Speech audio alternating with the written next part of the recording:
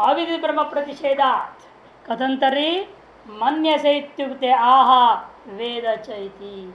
कथम तरी मन्यसे, फिर तुम कैसे मानते हो? तब कह दिया उस जवाब में वेद च शब्दात वेद च न वेद च इति विप्राय। च शब्द की वजह से न वेद को भी ले लिया जाएगा वहां। वेद च मने न वेद, वेद च न वेद च इत्येव अभिप्राय, ये इसका अभिप्राय। विदिता विदिताभ्याम अन्यत्वात् ब्रह्मणस् तस्मात् मया विदितं ब्रह्म इति मन्यते वाक्यार्थः। ना विदित और अविदित दोनों से अन्य होने से ब्रह्म को मेरे द्वारा समझ लिया गया है, ऐसा जान लिया गया है, ऐसे कहा जा रहा है, ऐसे मानते हुए वाक्यार्थ यहाँ तक तो हो गया था। अथवा वेद चेति नित्य विज्ञान ब्रह्म स्वरूपतया नो न वेद भेदैव च हम सर्व विक्रिया भावात्। अतः वेद च का ऐसा भी अर्थ कर सकते हैं, नित्य विज्ञान ब्रह्म स्वरूप होने से नो न वेद, किंतु वेदैव च अहम, मैं नहीं जानता हूं ऐसा नहीं, किंतु जानता ही हूं। फिर कैसे जानते हो? तो स्वरूप विक्रिया भावात्, स्वरूपगत विक्रिया के अभाव को लेकर के मैं उसे जानता हूं। तो सर्व प्रकार के विक्रिया भाव स्वरूप वाला वह ब्रह्म है, ऐसा विज्ञान स्वरूप है उसका जो सर्व विक्रिया रहित है वो। क्योंकि संसार में जो कुछ भी विशेष विज्ञान होता है, सर्व विज्ञान से भिन्न का नाम विशेष विज्ञान लेंगे। विज्ञान दो है, सर्व विज्ञान और विशेष विज्ञान। सर्व विज्ञान सदा ही कैसा है? सर्व विक्रिया रहित है, और विशेष विज्ञान सदा विक्रियावान है। पराध्यस्तन स्वतः, विशेष विज्ञान सदा ही पर के द्वारा अध्यस्त होता है, न स्वतः स्वतः नहीं होता। यदि परमार्थ तो न च वेद, इसलिए परमार्थ तक कह दिया, मैं उसे नहीं जानता।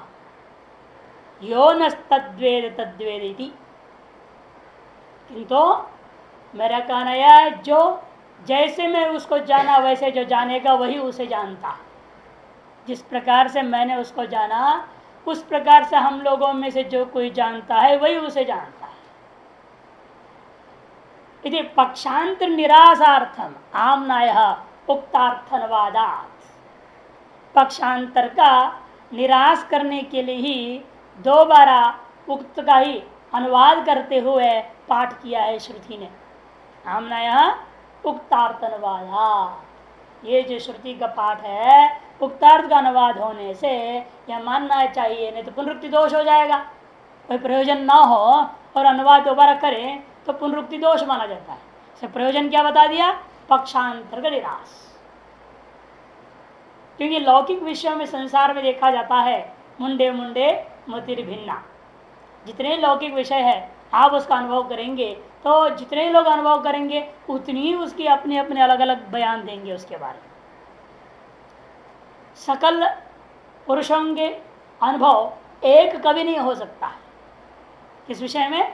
लौकिक विषय में। लेकिन आत्मा के बारे में सभी का एक ही अनुभव, अहम सुगम स्वापसम न किंचित तवेदिशम।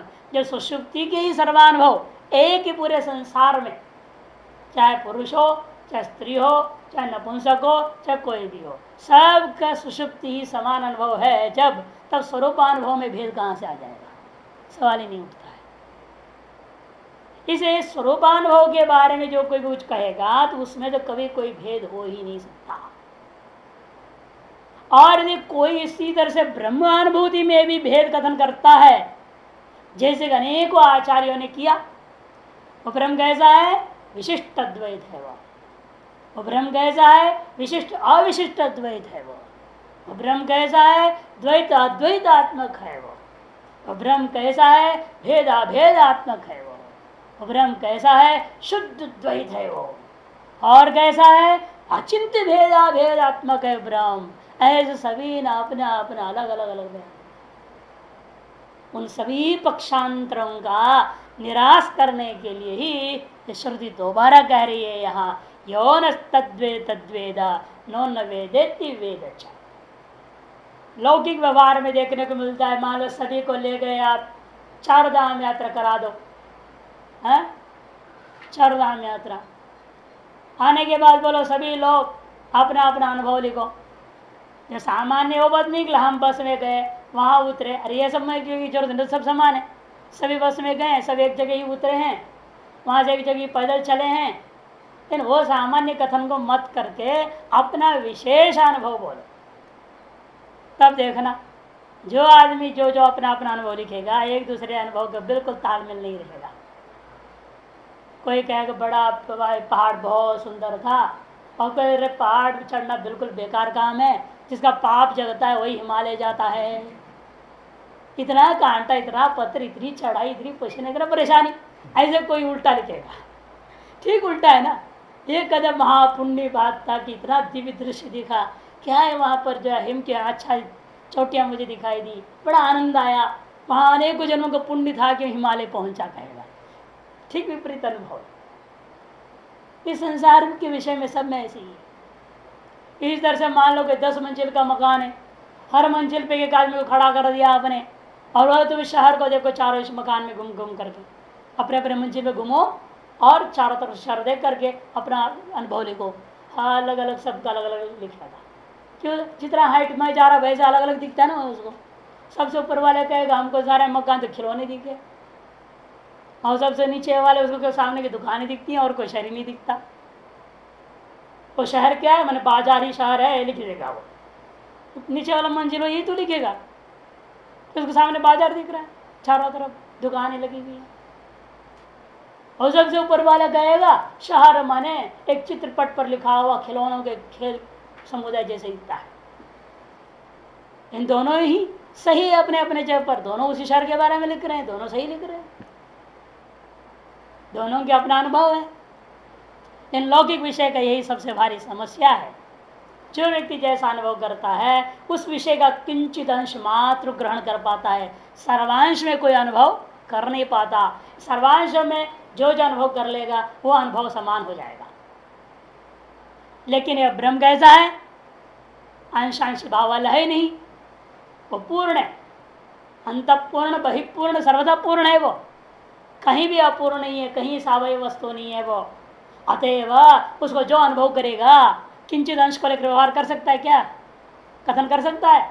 नहीं कर सकता, क्योंकि इसमें अंश ही नहीं, अवयव ही नहीं, कोई क्रिया नहीं, कोई एक क्रिया दूसरी क्रिया हो तो विशेष बतावे। ऐसा कोई भी उपाधि का सर्व उपाधियों सहित निरुपाधिक स्वरूप वाला होने से उस स्वरूप के अनुभव जो करेगा, जितने भी लोग करेंगे उस अनुभव में कहीं भी कोई भी भेद विवाद या व्यवहारिक अंतर नहीं होगा, एक जैसा अनुभव होगा। और जो सबसे बड़ा प्रमाण तो सभी का अपना अपना सुषुप्ति है कि सुषुप्ति में भी आदमी उसी स्वरूप में गया हुआ है। सदा सौम्यता संपन्न भवति, छांदोग्य कहता है उसमें सत्य के साथ एक ही भूत होकर के पड़ा रहता है। इस तरह से एक तरह से आप अपनी अपनी अविद्या के सहित अविद्या रूपी कंबल ओढ़ करके आप ब्रह्म के साथ एक ही भूत हुए हैं, और सबका उसे उपाधि अविद्या ही और कुछ नहीं है। विलक्षणता है ना, देखो ना, सबकी सुषुप्ति में एक ही उपाधि रहती है, वो अविद्या, और उसी के अंदर सूक्ष्म अपना अपना अहंकार है जो उसको अनुभव कर रहा है। अदय जगने के बाद अहंकार बोल देता है, एक ही अनुभव सब बोलते हैं, न किंचित अविदिशम, अपने अज्ञान को बोल रहा है, अहम सुखम स्वापम स्वरूप को बोलता है। सारी दुनिया की सुषुप्ति के एक ही अनुभव है। तो सुषुप्ति भी जिसमें कल्पित उस अधिष्ठान के बारे में तो कहना ही क्या। इसको जितनी ही आप जो है बहिर्मुख होते जाते हैं उतना ही अनुभव में भेद हो जाता है, और जितना अंतर्मुख हो जाते स्वरूप के हो जाते हैं उतना ही अनुभव में अभेद होता है। इसे कहते हैं यदि इस ब्रह्म के बारे में भी कोई फिर भी अपने तर्क के आधार पर ब्रह्म को समझ रहा है, इसका मतलब कि अनुभवहीन लोग थे जो विविध कथन कर दिए, या तो मानना होगा।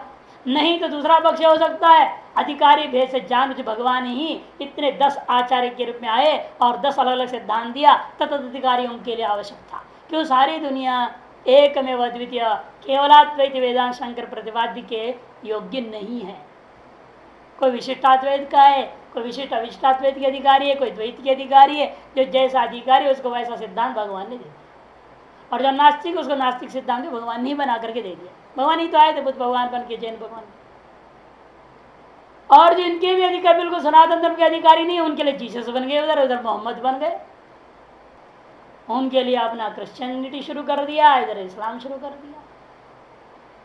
जो जैसा अधिकारी उसको वो चीज बना बना के देते हैं। यो यथा माम प्रपद्यंते तथैव भजाम्यहम्।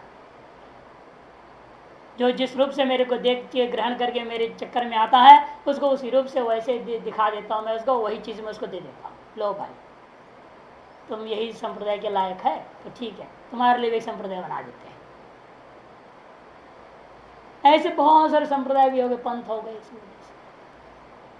इसे कहते हैं कि पक्षांतर का निराश करने के लिए ही आमनाई जो है उक्त अर्थ को ही दोबारा कह रहा अनुवादा। यो अब उसका शब्दार्थ यो न माने अस्माकम मध्य, मध्य का योग में हमेशा षष्ठी होता है इसलिए अस्माकम मध्य। सएव तद ब्रह्म वेद, वही उस ब्रह्म को जानता है, नान्य दूसरा नहीं जानता जो उपास्य को ग्रहण कर रहा है। तो दूसरा नहीं जानता कौन है वो जो नहीं जानने वाला, वो भी बता रहे हैं। उपास्य ब्रह्मवित्त अतो अन्यस्य यथा अहम वेद पक्षांतर ब्रह्मवित्तम निरस्यते। क्योंकि जो है जो दूसरा है वो कैसे जान रहा है उसको, उपास्य ब्रह्मवित्वा, वो उपास्य ब्रह्म को पकड़ रखा है। उपास्य ब्रह्म क्या है, चींटी से लेकर ब्रह्मा तक सब उपास्य ब्रह्म है। किसी की उपासना कर सकते हो। चींटी को उपासना करने वाले हैं ना, चींटी की पूजा करते हैं, चींटी को चीनी देते हैं, सब खिलाते पिलाते, वो उनका पूज्य होता है, तभी तो खिला सेवा कर रहे हैं उसकी। भगवान को भोग लगा दे, चिंटी को भोग लगा रहे, कोई चिड़िया को भोग लगा रहा है, कोई किसको भोग लगा रहा है। पंचदशी में नहीं आया था, अरे ये तो चिंटी ये भूत प्रेत सब आराध्य है सभी का, किसी न किसी का नहीं। कोई भूत की पूजा कर रहा है, भूतों की पूजा कर रहा है, कोई प्रेतों की पूजा कर रहा है। तांत्रिक मांत्रिक लोग क्या करते हैं, भूत प्रेत आदि की उपासना कर रहे हैं। तो ऐसा कोई उपाधि नहीं है संसार में जो उपास्य नहीं है, सारे उपाधियां उपास्य। तो उपास्य ब्रह्मवित्वात्, अतो इसलिए अन्यस्य जो दूसरा व्यक्ति है जैसा मैं जान रहा हूं वैसे वो नहीं जानता है, इसलिए वो ब्रह्म को नहीं जानता है, समझो। इस तरह से पक्षांतर में ब्रह्मवित्व को निराश कर दिया। पक्षांतरे ब्रह्मवित्व निरस्यते। टीका में विशेष विज्ञान स्वसत्तायाम स्वयं, नहीं तो कोई थी ना, वेदनम मम विक्रिया भवेत तथा विक्रिया कदाचित कदाचित अहम वेद इति संकेता। क्योंकि दूसरा लाइन, यदि मैं उस विक्रिया ज्ञान रूपी विक्रिया वाला हो जाता फिर तो मेरी भी विक्रिया हो जाएगी, फिर मैं कभी जानूंगा कभी नहीं जानूंगा, समस्या हो जाएगा। न तो तदस्ति, लेकिन ऐसा तो है नहीं। क्यों, स्वरूप विज्ञान अन्यथात्व संभवात, कि स्वरूप विज्ञान में कभी अन्यथा हो नहीं सकता। सदा वेदैव हम, सदा मैं उसे जानता ही हूँ। स्वस्वरूपत्वात् मैं सदा उसे जानते रहता हूँ।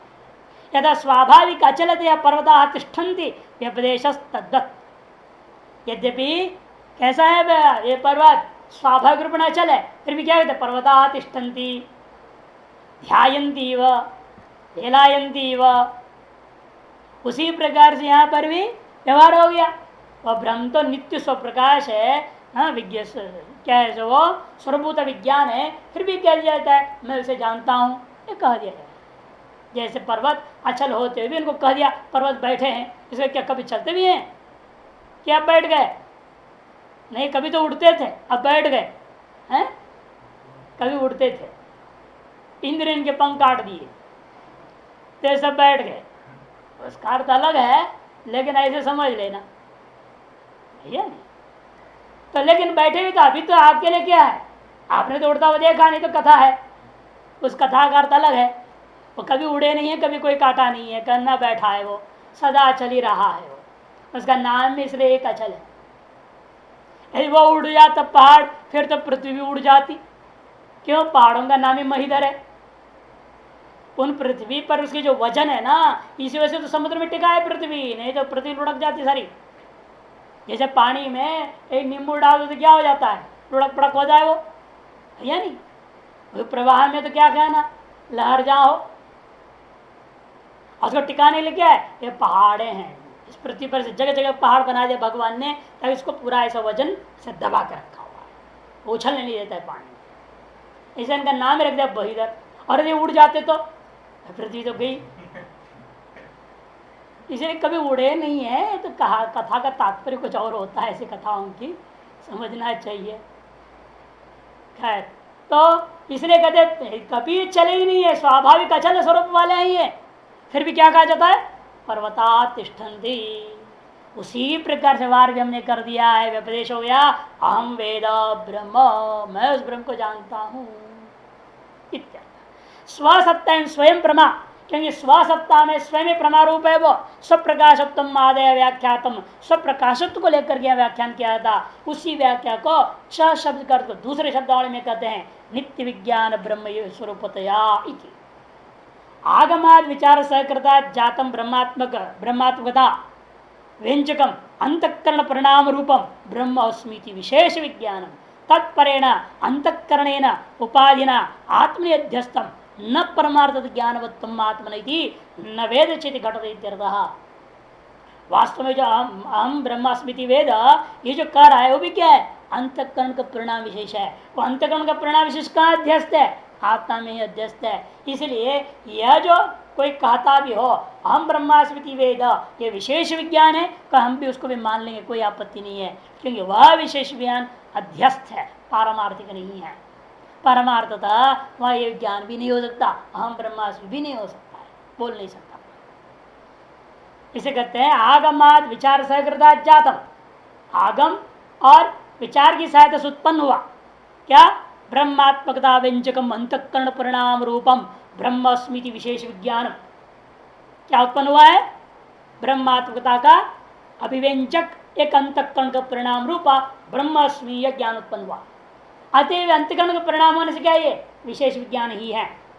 तत्परेण अंतकरण तादृश विशेष विज्ञान पर अंतकरण रूपा उपाधिना आत्मनि अध्यस्तम, आत्मा में अध्यास किया गया है। अथवा न परमार्थत ज्ञानवत्व, इसलिए आत्मा में कभी भी परमार्थतः ज्ञानवत्व नहीं आ सकता। ज्ञानाधिकरण में आत्मा कभी नहीं हो सकता, आध्यात्मिक हो सकता है, पारमार्थिक रूप से कभी नहीं होता। इसीलिए न वेद चे जो कहा है वो भी उचित ही है। प्रकारांतरेण भी ब्रह्म विज्ञान संभवती, और प्रकारांतर से भी कोई कह सकता है ब्रह्म विज्ञान हो सकता है। ऐसी आशंका का निराश करते हुए नहीं वाक्य देश इत्याह यो न तद्वेद तद्वेद नो न वेदेति वेद ये पुनरुक्ति की गई है। इदम सूत्र वाक्यम विवृणवती, सूत्रवत वाक्य है मंत्र का ही, उस मंत्र के उस वाक्य को व्याख्या कर दी यो नास्माकम इत्यादि मध्य तद्वीता वेदा अन्यत्वम वेद इति शेष यथाहम वेद अतो अन्य प्रकार विदुष उपास्य ब्रह्मत्वाद। जैसा मैं जानता हूं वैसे दूसरा नहीं जानता, लेकिन दूसरा कैसे जान रहा है, वो दूसरे प्रकार से। दूसरे प्रकार से का मतलब विद्वान जो है उपास्य ब्रह्मत्वाद, उपास्य ब्रह्म का वेत्ता है, ऐसा संबंध जोड़ के अन्वय करके अर्थ घटाना चाहिए। अभ्यास आख्य तात्पर्य लिंग दर्शनाद अविषित एवं ब्रह्म विज्ञान विवक्षितम इत्यर्थः। इसका पूरा का तात्पर्य क्या है, अभ्यास आख्य तात्पर्य लिंग दर्शनाद। उनकी तात्पर्य में षडलिंग होता है ना, उपक्रम उपसमार आदि षडलिंग, उसमें से अभ्यास एक महत्वपूर्ण लिंग है, उसको यहां संकेत कर दिया बारंबार बोल करके। अभ्यास नामक जो तात्पर्य का निर्णायक षडलिंगों में से एक लिंग, उसका दर्शन उसको यहां दिखाया है। दिखा करके यह निष्कर्ष देना चाहते हैं बार बार ऐसे कर करके, क्या अविषेत यही ब्रह्म विज्ञान विवक्षितम भवति। ब्रह्म का विज्ञान सदा ही अविषेत यही विवक्षित हो सकता है, सविषय रूपेण कभी नहीं हो सकता। इस बात को दृढ़ करने के लिए अभ्यास पूर्वक बारंबार उसी बात को अलग अलग शब्दों के द्वारा पुनर्कथन किया गया है। कुतोयम अर्थो अवश्यते इत्युच्यते भाष्य। यह अर्थ, यह अर्थ का निश्चय आप किस प्रकार कर लिए, तब कहते देखो उक्तानुवादाद उक्तम ही अनुवदति नो न वेदेति वेदचेति, कि उक्त का अनुवाद होने से उक्त का ही पुनर्कथन करना यही अभ्यास है। यह अभ्यास करने से यह ज्ञापन हो गया कि भाई यह बात निर्विषय रूप में ग्रहण हो सकता है, सविषय रूप में कभी नहीं। नो न वेदेति वेदच इति ही उक्तम, जो पूर्वार्ध में जो द्वितीय पाद में कहा हुआ था वही उत्तरार्ध के चतुर्थ पाद जो श्लोक का है उसमें भी कह दिया गया है। इसे अनुवाद यदि करते हैं उसको भी प्रयोजन बताना पड़ेगा। प्रयोजन नहीं बताते हैं तो पुनरुक्ति दोष हो जाएगी। और प्रयोजन लेकिन यहाँ बता दिया क्या है, अभ्यास आख्य प्रयोजन है। अभ्यास के प्रयोजन का निष्कर्ष क्या है, उसका भी क्या फल निकला, ब्रह्म सदा अविषयत्वेन ही ज्ञेय होता है, सविषयत्वेन कभी नहीं। इस प्रकार से दूसरे मंत्र पर विचार हुआ, नाहम मन्ये वेदेति नो न वेदेति वेद च, यो न तद्वेद तद्वेद नो न वेदेति वेद च। यस्य मतम तस्य मतम मतम यस न वेद सह, है ना, अविज्ञातम विजानताम विज्ञातम अविजानताम। अगला मंत्र के लिए सूत्र बता रहे, यस्य मतम इति संकेत लिया अगले मंत्र का व्याख्या करने के लिए, और उस पर एक सूत्र वाक्य दे रहे हैं। देखिए, श्रौतम आख्यायिकार्थोपसंहारार्थम, श्रौतम आख्यायिकार्थोपसंहारार्थम 18वां सूत्र, 18th सूत्र। शिष्याचार्योक्ति प्रत्युक्ति लक्षणया अनुभव युक्ति प्रधानया आख्यायिकया यो अर्थ सिद्ध स श्रौतेन वचनेन आगम प्रधानेन निगमन स्थानीयेन संक्षेपतः उच्यते। अगला मंत्र प्रथम खंड से शुरू करके द्वितीय खंड के दूसरे मंत्र तक जो निर्णय हुआ है आख्याय के द्वारा, गुरु शिष्य का संवाद के द्वारा जो निर्णय हुआ है, उस निर्णय को एक मंत्र में एक संक्षेप में कथन करना चाहते हैं। उसके लिए यह मंत्र आरंभ हुआ है। शिष्याचार्य उक्ति प्रत्युक्ति लक्षणया आख्यायिकया। आख्यायिका कैसी है, शिष्य और आचार्य का प्रश्न और जवाब रूपा है। अनुभव युक्ति प्रधानया, अनुभव और युक्ति प्रधान है, ऐसी यह आख्यायिका है। उस आख्यायिका के द्वारा यो अर्थ सिद्ध प्रतिपादिता, जो अर्थ सिद्ध किया गया है, जो पदार्थ का प्रतिपादन किया गया है, स श्रौतेन वचनेन, अब उस आख्यायिका से हट करके श्रुति स्वयं आख्यायिका बोली थी, और अब स्वयं लेकिन आख्यायिका स्वरूप को त्याग करके अपना आज्ञा रहित गद्य रूपता को प्राप्त होकर बोल रही है श्रुति। श्रौतेन वचनेन आगम प्रधानेन, इसलिए अब आख्याय का प्रधान नहीं रहा, अब आगम प्रधान वचन के द्वारा निगमन स्थानीय उपसंहारार्थम का था सूत्र में, उसको व्याख्या उपसंहारार्थम माने निगमन स्थानीय संक्षेप उच्यते। संक्षेप में एक मंत्र के द्वारा पूरी बात को कह देना चाहती है श्रुति। उपसंहार रूपेण आगमन प्रधान में आचार्य परंपरा उपदेश रूपा आगम है, तन्मात्र प्रधानतया कहा जा रहा है यहाँ। अब यहाँ पर आख्याय का से कोई संबंध नहीं रह गया। यदुक्तम विदितादन्यत्वागादि नाम अगोचरत्वात् मीमांसितंच अनुभवोपत्तिभ्याम ब्रह्म तथैव ज्ञातव्यम कस्मात्, ये पूछ गया, क्योंकि यस्य मदम इत्यादि में जोड़ रहा है। जो कहा गया है, क्या कहा गया है? विदित से वो भिन्न है, इसीलिए वागादियों का वो अविषय है। जो विदित होता है वो वागादि का विषय होता है, जो विदित से अन्य होने के नाते यह ब्रह्म वागादि का विषय नहीं है, ये कह दिया गया है। और शिष्य एतादृश लक्षणों को सुन करके, आगम और लक्षण को सुनने के बाद में मीमांसितंच, बढ़िया ढंग से उसने विचार कर लिया। विचार करने के बाद में उसको अच्छी तरह से अनुभव की, अनुभव करने के बाद अपनी तर्क से युक्ति से उसको स्थापित कर लिया। अनुभव उपपत्तिभ्याम ब्रह्म, ब्रह्म को बारे में उसने जान लिया है। मीमांसितम ब्रह्म तथैव ज्ञातव्यम, उस ब्रह्म को जैसे यहाँ बताया गया है वैसे के वैसे ही जानने योग्य है। क्यों? तस्मात्, ऐसे क्यों आप बिल्कुल बांध रहे हो और कोई तरीका ही नहीं क्या? जैसे कोई यही एक रास्ता है, दूसरी रास्ता ही नहीं है जाने को। ऐसे कोई कहता है तो हम मानेंगे नहीं कि अनेकों रास्ते होते, जानते हैं सारी दुनिया, तो एक ही रास्ता तो हो ही नहीं सकता है, अनेक रास्ते होते हैं। तो इसीलिए कहते वन वे फिर भी कर दिया जाता है ना, कई रोडों को वन वे कर देते हैं, एक ऐसे ही जाना पड़ेगा, उधर से आ नहीं सकते आप। उसी प्रकार यहाँ भी जो ब्रह्म को जानने का वन वे रूट है, ये एक ही रास्ता हो, दूसरा कोई तरीका ही नहीं जानने का। जैसे यहाँ बताया गया है यही तरीके से जानना पड़ेगा। ऐसा ही चिंतन करो, मनन करो, स्वरूप में उसको उतारो, अनुभव करो, अंतःकरण में उतार के अच्छी तरह से, और कोई रास्ता नहीं। एक बार एक महात्मा ने ऐसे बोला, हमने कहीं बोलते बोलते बोल दिया था कादि विद्या हादि विद्या बोल दिया हमने। अब वो पीछे पड़ गया मेरे आगे, हमारे जो कादि विद्या हादि विद्या क्या होती है। हमने कहा तुम कैसे जाने, तो श्रीयंत्र का मामला है और जो श्रीयंत्र के उपासक लोग हैं वही लोग इसको समझ सकते हैं, तुम तो समझ नहीं सकते। हम भी समझना चाहते हैं, मैंने फिर तो किसी गुरु से दीक्षित होना पड़ेगा इसके लिए, फिर आप ही दीक्षा दे दो। पर हम देते ही नहीं है तो क्या करो, क्योंकि ऐसे ही जानना होता है। मैंने उसको ऐसे ही जानना होता है, गुरु से ही जानना होता है, हम ऐसे नहीं बता सकते, जानते हुए नहीं बताएंगे तो। क्योंकि उसको ऐसे ही जानना होता है ना, कोई दूसरा ही नहीं जानने का रास्ता, उसको गुरु से ही जानना पड़ता है। सब पहले आप षोडशी मंत्र का दीक्षा लो या पंचदशी मंत्र की दीक्षा लो, गुरु आपको देगा और उसमें क से शुरू करेगा, ह से पूरे शुरू करेगा, कैसा शुरू करेगा उसके ऊपर निर्भर है। उसके आधार पर उसको काली विद्या हादि विद्या कही जाती है और उसके रहस्य तुमको समझा करके उसके अनुसार उसको सारी मुद्राएं सारी विधि विधान तुमको बता देगा। हम नहीं बता सकते, क्या करें, इस जानने का कोई रास्ता ही नहीं, गुरु परंपरा से ही जाना जाता है। दक्षिण में कई बार होता है कि भले सब कुछ जानता है व्यक्ति श्री पूजा का, लेकिन फिर भी वो कहता है तुम्हारा गोत्र कौन सा है क्या सब पूछेगा। अच्छा तो फिर आप उस गुरु जी के पास जाना, वो अमुक गोत्र वालों को वो दीक्षा दे सकता है, हम नहीं दे सकते, वहां जाओ। ऐसे है हमारे यहाँ बिल्कुल सख्त परंपरा। वो अपने माने माता की तरफ से 5 और पिता की तरफ से 7,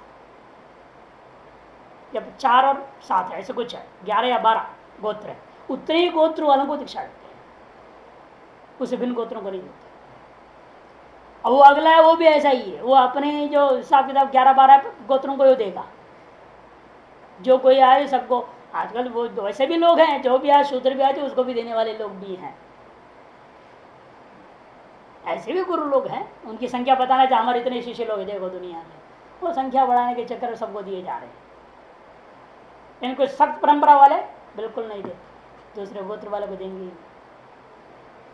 इस तरह से है, तो इस परंपरा है ना, वो ये भी आगम प्रदान है, ये भी कह तथा ही वह आगम प्रदान परंपराओं में यही होता है, जैसे बताया जाता है वैसे ही उसको करना पड़ता है, उसी जा करके उस फल प्राप्ति होगी, अन्यथा नहीं हो सकती। क्यों ऐसा है, कस्मात, यह प्रश्न पूछा गया है, तो जवाब देते हैं यस्य मतम, यस्य मतम तस्य मतम इत्यादि। गोपाल आदि नाम बात तो तुम न विवक्षिता, जिस किसी को भी कैसे दे देंगे, गोपाल आदि नाम मैंने जो बाल बाल वगैरह है, मूर्ख हैं, उन लोगों को आत्म तो कैसे विवक्षित हो सकता है, कभी नहीं हो सकता। किंतु ब्रह्मण आतत्व निश्चय फलावसानो अवबोधो यस्य सत्थोक्ता तस्य भाव तत्ता तया भूतसा निवृत्ता स्यात्, कि जो जैसा कहा गया आगम परंपरा से उसके अनुसार ही जो सुन करके समझ करके श्रवण मनन ध्यान करके अनुभव करता है, उसी के अंदर आगे बुभुत्सा खत्म हो जाती है, जानने की इच्छा मिट जाती है। यत् किंचित ज्ञातव्यम तत्सर्वं मया ज्ञातम भवति, यत् किंचित द्रष्टव्यम तत्सर्वं मया दृष्टम भवति, यत् किंचित श्रोतव्यम तत्सर्वं मया श्रुतम भवति, ये श्रुतम प्राप्तव्यम तत्सर्वं मया प्राप्तम भवति, अतः यत् किंचित कर्तव्यम तत्सर्वं मया कृतम भवति। कृत कर्तव्यता और प्राप्त प्राप्तव्यता आ जाती है उस व्यक्ति में, जो व्यक्ति इस परंपरा से इसको अनुभव करता है। इसी बात को समझाते हुए कहते हैं लाल देखन गयो लाल हो गए, है लाली लालन देखन गयो। गोपियां कृष्ण को देखने गई और कृष्णमय हो गई, वही हो जाता है यहाँ पर, वही तन्मय हो जाता है, फिर आगे बुभुत्सा कहाँ रह जाता है। आप जानने के क्या, जानना कहाँ रह गया कुछ। इसलिए कहते यस्यामताम यस्य विविदिशा अप्रयुक्त प्रवृत्तस्य साधकस्य, विदुषा प्रयुक्त विदुषा प्रयुक्त प्रवृत्तस्य साधकस्य अमतम माने अविज्ञातम अविदितम ब्रह्मेदि आतत्व निश्चय फलावसान अवबोधतया विविदिशा निवृत्ता इत्यभिप्राय। क्योंकि जिस व्यक्ति को यस्य मैंने कस्य, जो विविदिशा से प्रेरित होकर के प्रयुक्त होकर के प्रवृत्त हुआ है, जो साधक है मुमुक्षु है, ब्रह्म को जानने की चेष्टा में लगा हुआ था और गया जानने की चेष्टा में और जान ही नहीं पाया, क्या जानेगा उसको विशेष रूपेण, वही हो गया। अब क्या जानेगा वो? इसलिए कहता है अमत, मैं तो जानने की चेष्टा करा, अब तो वही हो गया, अब तो क्या जानूंगा, इसे मैं उसे जानता ही नहीं। कैसे जानेगा? स्वभिन्न को तो जानेगा ना। जानना किसका होता है? जो स्व से भिन्न हो। जब आप ही वही हैं, आप वही हो गए, इसका मतलब आप ही वही है वास्तव में, आप जानेंगे किसको? अब इसलिए वो कहता है अब मेरे को जानना कुछ नहीं रह गया, अब जाना ही नहीं मैंने उसको कुछ भी, इसलिए अमत मैंने अविज्ञातम अविदितम ब्रह्म, मैंने इस ब्रह्म को जाना ही नहीं। कि जानने की चेष्टा करा था घट के समान, तो ब्रह्म को घट के समान जान लिया क्या हुआ? इसे कहते मैंने ब्रह्म को घट के समान जाना ही नहीं, क्योंकि मैं वही हूं। मैं अपने आप को घट के समान कैसे जान सकूंगा? मैं घट हूं है? मैं अपने आप को अहमेव इदम, अहम इदम तय कभी ग्रहण नहीं हो सकता। इदम को अहम तय भ्रांति हो सकती है, अहम को इदम तय कभी भ्रांति नहीं होती है। होता है क्या? नहीं होता। दारू पीने पर होता है, लाठी बाबू को हो गया, अहम इदम हो गया, इदम अहम हो गया ना, उल्टा लाठी बाबू को। आम आदमी का सबका यही हाल है, अहम इदम है, इदम अहम हो गया, उसे भ्रांति की वजह से होता है। इन वास्तव के अहम इदम रया इदम तया ग्रहण नहीं हो सकता है। इसलिए उसने कहा अविदितम ब्रह्म ने ब्रह्म इदंतया विषयतया मया अविदितम अविज्ञातम भवति इत्यर्थः। आत्मत्व निश्चय फलावसान अवबोधतया, आत्मत्व का निश्चय रूपा जो फल है तदवसान बोध के वजह से विविदिशा निवृत्ता, देखो जानने की इच्छा ही खत्म हो गई, जानने की इच्छा ही खत्म हो गई। इत्यभिप्राय, ये इसका अभिप्राय। अब कृत कर्तव्यता है, प्राप्त प्राप्तव्य, धन्यो हम पंचदशी में जो बोला है जैसे वैसे समझना है। तस्य मतम ज्ञातम तेन विदितम ब्रह्म, यस्य मतम तस्य मतम, यस्य अमतम तस्य मतम। इसलिए वह व्यक्ति वास्तव में ब्रह्म को अविषयतया जान लिया है। तेन वेदम ब्रह्म ये न अविषयत्वेन आत्मत्वेन प्रतिबुद्धम, कहते हैं स्पष्ट। जिसलिए कि उस व्यक्ति ने कैसे जाना उस ब्रह्म को? अविषयत्वेन, और अपना आत्मत्व नहीं जान लिया, इदम त्या नहीं जान रहा कुछ। अविषयत्वेन आत्मत्वेन च प्रतिबुद्धम ब्रह्म, वही व्यक्ति वास्तव में जो इदम तया ग्रहण करने का प्रयास किया, चला तो सही वो, मैं ब्रह्म को जानूंगा करके, जैसे घट को जान रहा हूं वैसे ब्रह्म को भी जानूंगा, इस विदिशा से चला ब्रह्म को जानने के लिए, चलते चलते ब्रह्म तक पहुंचा। जय श्रुति श्रुति कहा उसके अनुसार श्रवण मंडित ध्यान से पहुंचने के बाद खत्म हो गया कहानी। अब वो जाना ही नहीं उसको, क्यों खुद ही वो था। इसलिए अविषयतया और आत्मत्वेन प्रतिबुद्ध होने से वो इदंते विषयते वो नहीं जाना, इसे कहते अविदितम ब्रह्म अमतम, माने विषयतया अविदितम अज्ञातम अविज्ञातम ब्रह्म, मतम माने अविषयत्वेन आत्मत्वेन मतम ज्ञातम ब्रह्म, ऐसा सम्यक दर्शी, ऐसा जो अनुभव करता है वही व्यक्ति सम्यक दर्शी है। यस्य विज्ञान अनंतरमेव ब्रह्मात्भावस्य अवसितत्वात् सर्वदा कार्याभाव भवति, वह व्यक्ति सम्यक दर्शी है, क्योंकि जिसके विज्ञान के अनंतर क्या हुआ, वह अविषयत्वेन आत्मत्वेन ने जो अनुभव को कर लिया, उसके अनंतर ही ब्रह्मात्म भाव से अवसितत्वात्, ब्रह्म का आत्मा के साथ ऐक्य भाव निश्चय हो गया। अवसितता पूर्णतया निश्चितत्वा, अवसितत्व माने पूर्णतया निश्चितत्वा। टिप्पण नंबर 1, सर्वदा कार्य भावो, इसे क्या हुआ, यह वा परत्र वा यत्किंचित फलाय कर्तव्याभाव एवं स्यात्। इसी से यह लोक परलोक में किसी भी प्रकार कोई फल पाने के लिए अब कुछ भी कर्तव्य ही नहीं रह जाता इस व्यक्ति को, वही सम्यक दर्शी है। जो फल प्राप्ति के लिए अभी कर्तव्य बाकी है समझता है, वो नहीं। कर्तव्य फलार्थ नहीं है, कर्तव्य लोक संग्रहार्थ हो, प्रारब्ध कर्माधीन होकर के वह भी तो ओके, उसके अलावा नहीं। प्रारब्ध कर्माधीन लोक संग्रहार्थ कर्तव्य शास्त्र विहित को कर्तव्य रूपेण पालन करता है तो वह स्वीकार्य होता है जीवन मुक्त के लिए, नान्य था विपरीण। और ठीक है, उल्टा कोई है मिथ्या ज्ञान भवति, उसको मिथ्या ज्ञान है, खत्म। वो विपरीत कैसे होता है वो समझाइए, उल्टा ज्ञान कैसे होता है।